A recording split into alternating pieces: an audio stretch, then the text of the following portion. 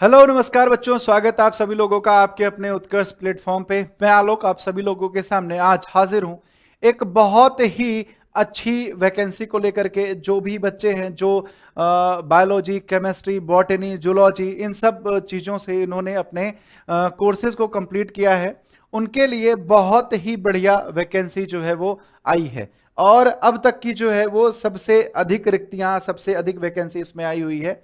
जो भी बच्चे लाइफ साइंस है ना, यानी कि जो आपका बायोलॉजी हो गया, बायोलॉजी में आपका जूलॉजी हो गया, बॉटनी हो गया, बायोकेमिस्ट्री हो गया, माइक्रोबायोलॉजी हो गया, बायोटेक्नोलॉजी हो गया, फार्मेसी हो गया, इन सब से जिन्होंने अपने ग्रेजुएशन और पोस्ट ग्रेजुएशन या फिर 10th 12th जो है वो करी है, उनके लिए यहां पर लगभग लगभग बात करें तो 3003 पद, ठीक है, कितने 3003 पद जो है वो लाए गए हैं। तो इस पूरे के बारे में हम आज यहां पे जानकारी प्राप्त करेंगे बहुत ही शानदार, बहुत ही बढ़िया तरीके से। तो आइए देखते हैं तो यहां पर क्या है। सबसे पहले हम बात करें सबसे इंपॉर्टेंट डेट्स क्या हैं। तो जो आवेदन शुरू है वो आपका 13 अप्रैल से आवेदन जो है वो शुरू हो चुका है। आप एसएससी की वेबसाइट पे जा करके आवेदन जो है वो कर सकते हैं। 13 अप्रैल से आवेदन शुरू हो गया है। अगर हम बात करें लास्ट डेट की, तो लास्ट डेट आपकी कब है? लास्ट डेट 4 मई 2026 की है। हालांकि इसका इंतजार मत करना।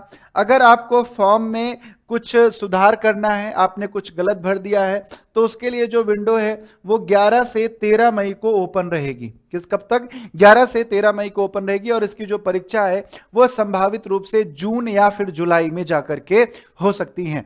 परीक्षा की डेट अभी ऑफिशियल जारी नहीं की गई है।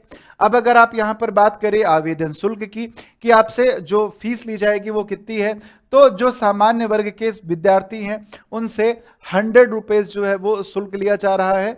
बाकी जो महिला, SC ST, PW कैटेगरी है ना, उसके बाद जो भूतपूर्व सैनिक हैं, ठीक है, ये लोग जो है इनके लिए फीस क्या है, निःशुल्क रखी गई है।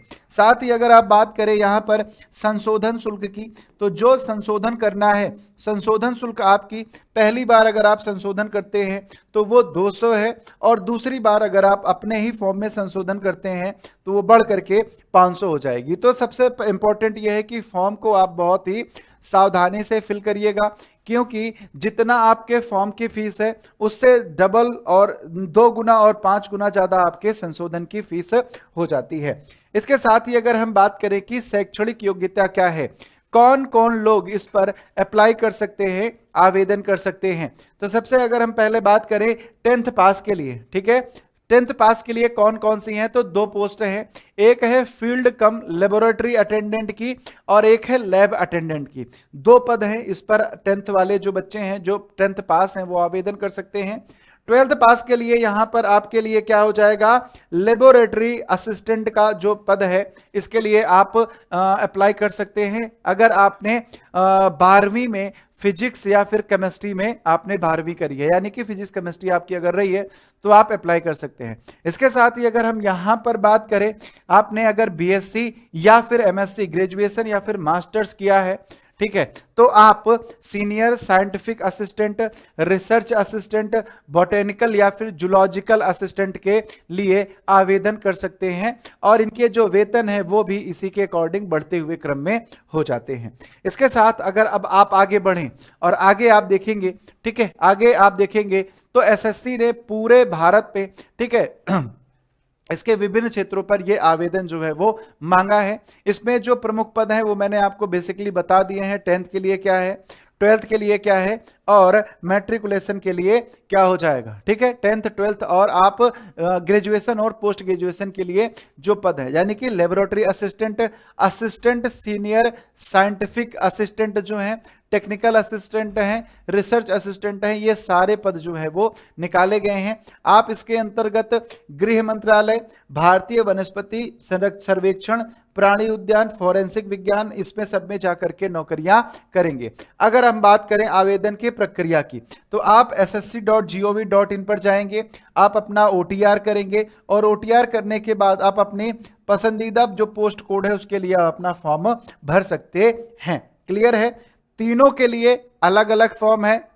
10th के लिए अलग फॉर्म है, 12th के लिए अलग है, और ग्रेजुएशन के लिए दोस्तों अलग हो जाता है। ठीक है ना, बात समझ में आ गई। इसके साथ ही अगर आप बात करें अपने सिलेबस की, तो आपका जो पेपर है वो 1 घंटे यानी कि 60 मिनट का होने वाला है।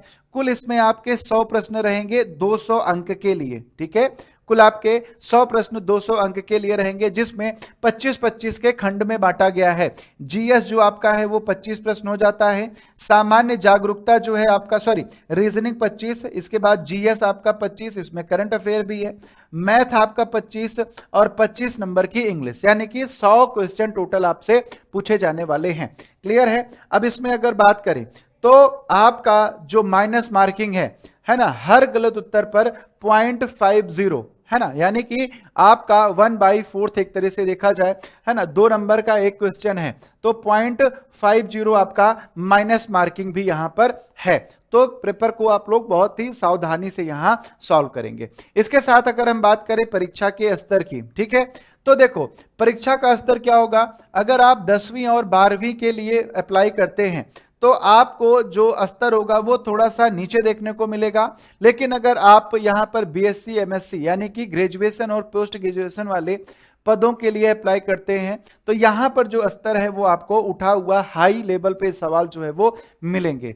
बात समझ में आ गया। लेकिन अगर यहां पर आपसे पूछा जाए, जैसे एसएससी अपने और एग्जाम्स में कुछ अलग से स्किल टेस्ट, टाइपिंग टेस्ट ये सब लेता है, तो यहां पर यह सब कुछ भी नहीं है, यानी कि यही आपका अंतिम सिलेक्शन हो जाएगा। बात समझ गए बच्चे। तो ये बहुत ही एक गोल्डन अपॉर्चुनिटी है, बहुत ही अच्छी वैकेंसी है जो भी बच्चे लाइफ साइंस के सब्जेक्ट से अपने कोर्सेज को किए हुए हैं। ठीक है, बात समझ में आ गई। तो अब ये आपका पूरा इंफॉर्मेशन है। अगर आप इसके लिए एलिजिबल हैं तो अभी जाइए और एसएससी के वेबसाइट पे अपने फॉर्म को अप्लाई कीजिए। तैयारी के लिए आप लोग जुड़े रहिएगा एसएससी उत्कर्ष चैनल के साथ। मिलता हूं आप लोगों से अगले वीडियो में, तब तक के लिए आप सभी लोगों को प्यार भरा नमस्कार। जय हिंद, जय भारत।